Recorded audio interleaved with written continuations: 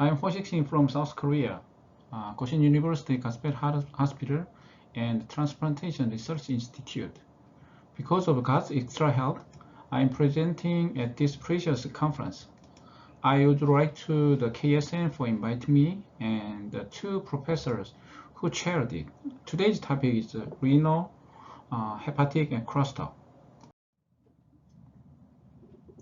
Today's topic oral will be presented on the first of topics after the introduction. First, I'll give you an introduction. First, let's talk about the definition of crosstalk. A general definition of this term is unwanted signal in a communications channel caused by transference of energy from another circuit. Organ crosstalk is defined as the influence of the one organ on another. In one prospective study of hospitalized patients with AKI, 28% of critically ill patients developed concurrent hepatic dysfunction, with associated mortality rate of more than 80%. Incidence of hepatic dysfunction in non-critically patients with acute renal failure was significantly lowered at 13%, although the associated mortality rate in these patients was almost 50%. Another study confirmed the poor prognosis with liver kidney dysfunction, reporting that the occurrence of liver failure in critically ill patients with acute increased in the hospital mortality more than threefold. Let's turn to general information about kidney-liver crosstalk. There are three mechanisms for kidney-liver damage. First, ischemia and ischemia-reperfusion-induced damage. Second, cytokine damage. Third, metabolic acidosis. There are three mechanisms for liver kidney damage. First, LAS activation and SNS. Second, inflammation and microvascular dysfunction. Third, endogenous vasopressin. The effect of liver dysfunction on the kidney is prerenal azotemia, acute Apcn, and hepatorenal syndrome. These phenomena are well documented in the medical literature. The effect of kidney dysfunction on liver is unclear. My presentation will focus on the effect of kidney dysfunction on the liver, more elusive relationship. There are many challenges in describing the effect of kidney on the liver. First, paucity of supportive data from the human study. Second, challenges in making a timely diagnosis of AKI in patients with liver dysfunction. Lastly, changing definition of AKI over the past 2 decades.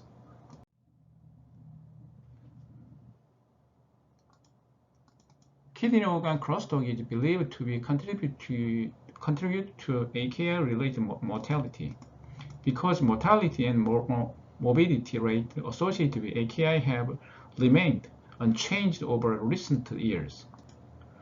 Notwithstanding advances in dialysis technology and in the supportive care of these patients, the central mechanism proposed to be involved in the process of kidney organ crosstalk are summarized in table.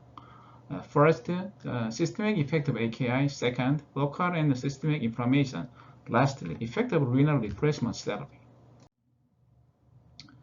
Let's turn to talk about the effect of AKI on the liver. This slide shows the known and presumed mechanism of AKI-induced liver dysfunction. The relationship between outlined in gray text arrows are primarily exploratory from the in vitro and/or animal data. Human data demonstrating the direct effect of AKI on liver function and circumferential. both the liver and the kidneys plays fundamental roles in human metabolism and detoxifications. And it is therefore intuitive that critical illness is complicated by hepatorenal dysfunction, portend poor prognosis, and leaves little room for safe and high-quality clinical trial. Traditional complications of AKI include acute volume overload, uremia, hyperkalemia, and acid-based disturbances. In the first few hours following the acute potassium loss, only about 50% of this electrolyte is excreted by the kidney. The remaining 50% are taken up into liver and muscle cells under the influence of insulin.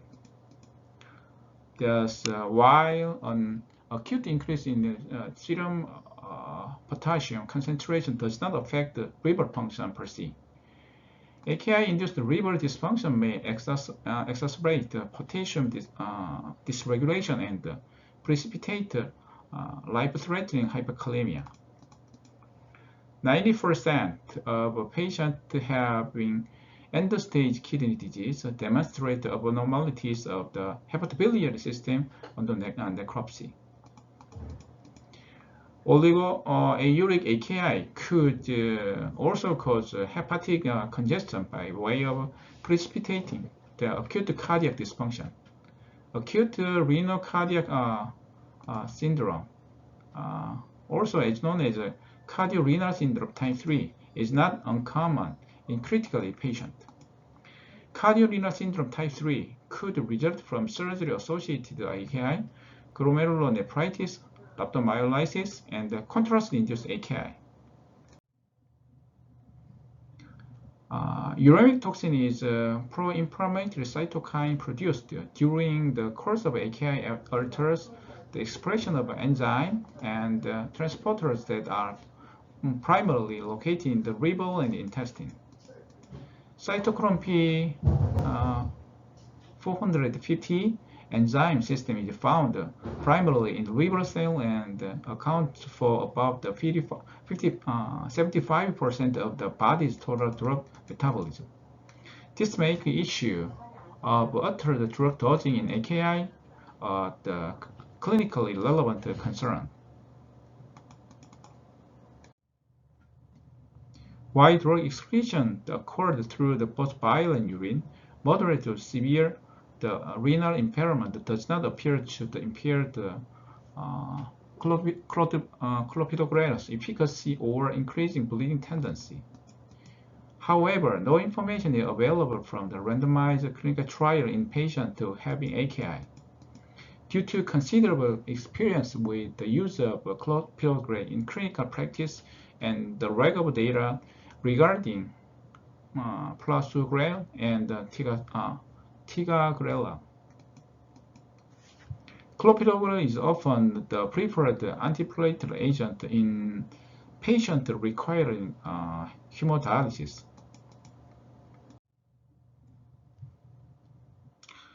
This slide shows renal impairment changes the clinical response to several cytotoxic anticancer drugs that are normally metabolized by the liver. For example, cyclophosphamide, doxorubicin, lilubicin, and paclitaxel are eliminated predominantly in feces, but demonstrate altered pharmacokinetics in patients with moderate to severe renal failure. The mechanism by which this occurs is believed to be involved OATP1B1. Uremic toxin produced as a result of renal dysfunction are believed to directly inhibit the activity of OATP1B1, reducing the hepatic uptake of this substrate.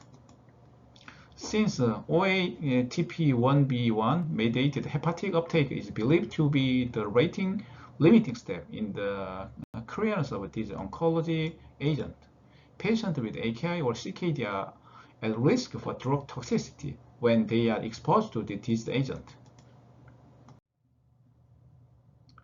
there has been a significant paradigm shift in our understanding of acid-based homeostasis over the past several years.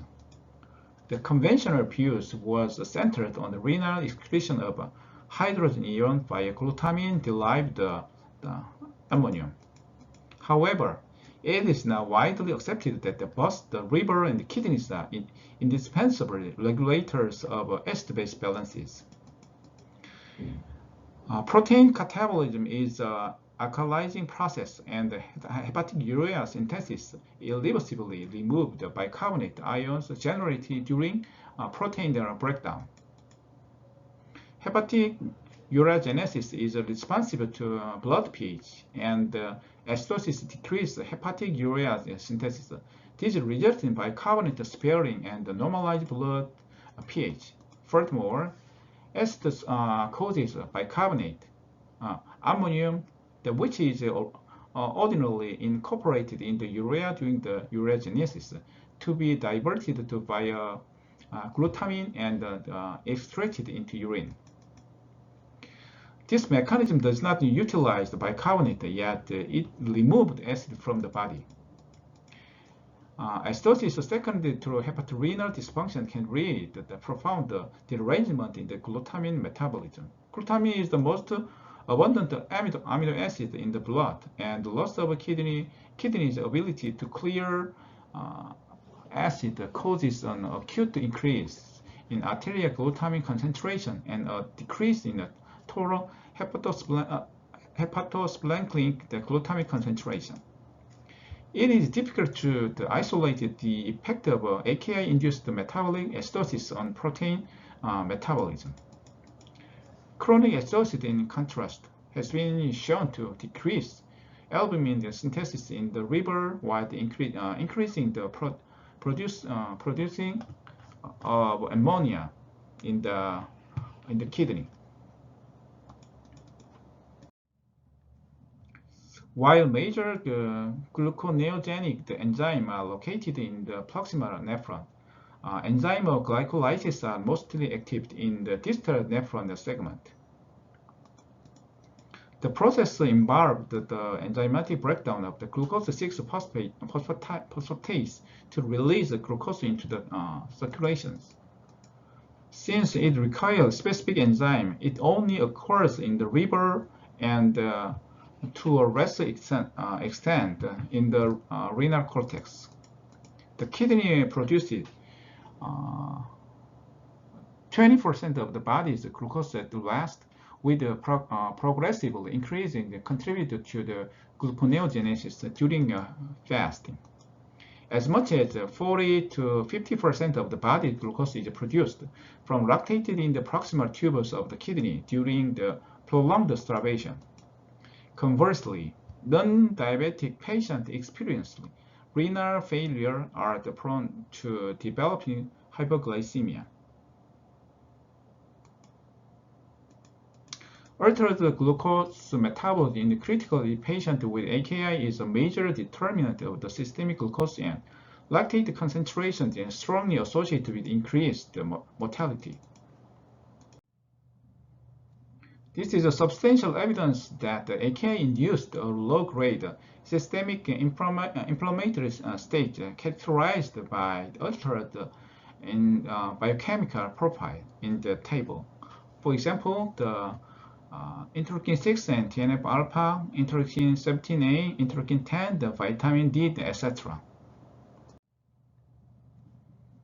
Interleukin 10 and TNF-alpha also appear to be the important cytokine mediator of linear-hepatic crosstalk and has been associated with decreased activity of cytochrome enzyme. The expression of cytochrome 3A12 and the cytochrome 2E1 appear to be particularly susceptible to the AKI. While the inflammation may partially explain altered hepatic function following AKI, oxidative stress resulting from the AKI may cause directly hepatic injury. The degree of degree of leukocyte infiltration into the liver correlates with the degree of oxidative stress injury after renal ischemic reperfusion injury. Superoxide dismutase and catalase are the body's first-line defense against the tissue oxidative stress. Increased hepatic leukocyte infiltration is accompanied by a concomitant decrease in these antioxidants after ischemic renal injury. Studies demonstrating attenuated liver damage following pretreatment with antioxidant could corroborate the clinical importance of oxidative stress injury affecting remote organ in AKI. The antioxidants glutamine, vitamin E, and thymoquinone are shown some therapeutic promises.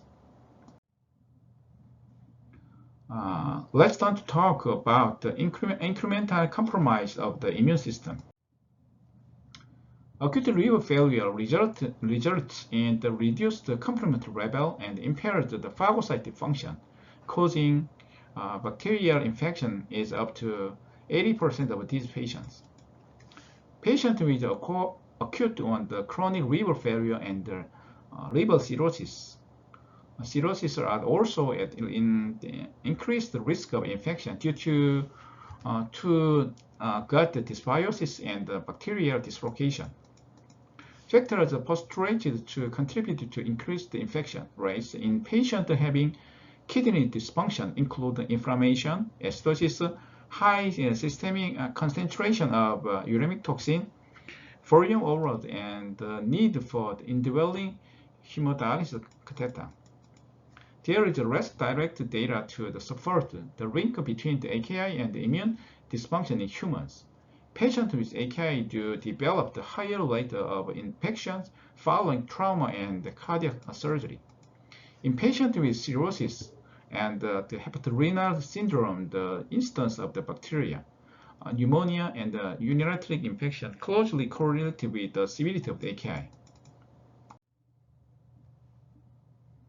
Interleukin 17A has surfaced both as an effect of AKI-induced liver injury and as a mediator of AKI-induced immune dysfunction. Interleukin 17A generated in the intestine also drains into the portal circulation and increases the transcription of TNF-alpha and interleukin 6 by hepatocyte. Collaborating data in humans are lacking, although the mice deficiency in the interleukin 17A, interleukin 6, or TNF-alpha are protected from liver injury following AKI. Let's turn to talk about the potential therapeutic target. The severity of illness and high predicted mortality of critical ill patients having simultaneously dysfunction of both the liver and kidney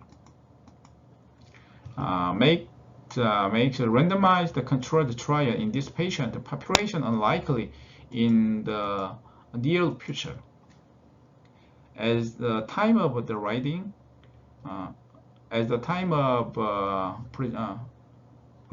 presentation, there are no data to support or refute the therapeutic utility of reducing oxidative stress in patients with AKI-induced liver injury. Extracorporeal hematoadsorption therapy utilized extracorporeal blood filtration to remove all of the pro-inflammatory and all anti-inflammatory cytokine failing with a certain molecular range from the blood of a critically ill patient.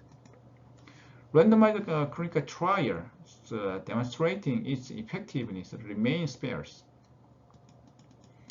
Tocilizumab and sarilumab target the interleukin 6 receptor, while the cetuximab targets interleukin 6 itself. Use this interleukin 6 and interleukin 6 receptor targeting agent has rarely been associated with the elevation in the liver enzyme, and the clinically significant hepatoprotective effect has not yet been described. Isoflurane, a commonly used anesthetic agent, has shown some benefit in decreasing cytokine-mediated hepatic injury. Isoflurane, a commonly used anesthetic agent, has shown some benefit in decreasing cytokine hepatic injury. I would like to turn to the conclusion. Human data demonstrating the direct effect of the AKI on the liver function circumstantially. First, the liver and the kidney played fundamental roles in the human metabolism and the detoxification, and it is therefore intuitive that the critical illness is complicated by hepatorenal dysfunction, poor trend of poor prognosis, and leave the little room for safe and high-quality clinical trial. The cellular and molecular hallmark of AKI-induced liver dysfunction include the localized and systemic release of pro-inflammatory cytokine, leukocyte inflammation into the liver with increased oxidative stress, hepatocellular necrosis, apoptosis, and fat degeneration. Since the most of these hallmarks derived from the animal models, the strengths and the weakness of these models of renal hepatic tox should be considered. While traditional complication of AKI can be addressed with renal replacement therapy, the systemic inflammatory consequence of this disease has been underappreciated until very recently. Our understanding of the mechanism through which AKI potentiates the liver dysfunction is still relatively rudimentary and relies heavily on data derived from the animal study. We have sufficient data to conclude that patients with AKI are at elevated risk of injury, and that the drug metabolism activates homeostasis and the body's immune defenses could be significantly compromised in this disease. Thank you for your attention.